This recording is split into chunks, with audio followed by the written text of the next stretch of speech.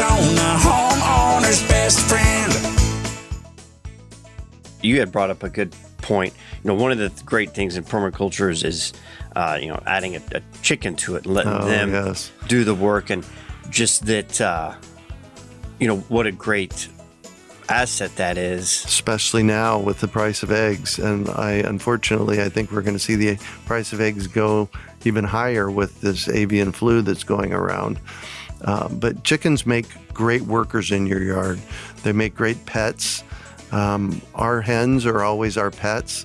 They dig really well. They eat bugs. They eat weeds. They provide us with manure that we can use in the basins around our fruit trees and in our gardens. And, for the first 5 to 7 years of a hen's life, they'll give you eggs. And on the manure collection, most of it will come at nighttime when they're roosting. So you just got to have a roosting spot. If you're collecting that, you don't just put that straight on to your trees. I mean, you add that to your other compost. Do you till it in? How are you taking that? You can add it to compost. That's one of the ways that I would do it. But we're a real proponent in our fruit tree program of putting a 6-foot diameter basin with 6 inches of woody mulch around each fruit tree. This creates a buffer zone from the heat. It holds onto soil or holds onto water, acts like a sponge.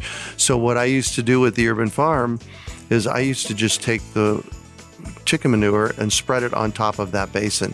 And then it will water, the rain will, and your watering system will water it down through the woody mulch, help break down the woody mulch. And that completely works. You don't want to use it directly in a garden because it's very high in nitrogen.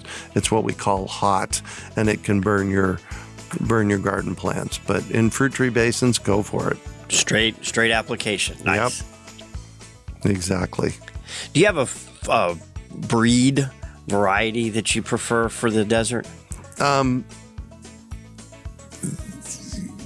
Yes, and you surprised me with that question. I'm drawing a blank. Barred Rocks are good. The Barred Rocks are good. The Reds are good. Yeah, Rhode Island Reds, exactly.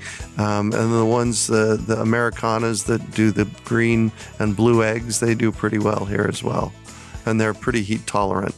Here's a key thing for keeping chickens in the desert. You have to make sure in the summer, all the time, but especially in the summertime, they have multiple places to drink from. And it has to be cold water. If it's hot water, they won't drink it and they will die. So one of the things we used to do is we used to freeze water bottles and stick them in their water every morning. That helped a lot. Just to keep it, add the coolness to the water source. Yeah.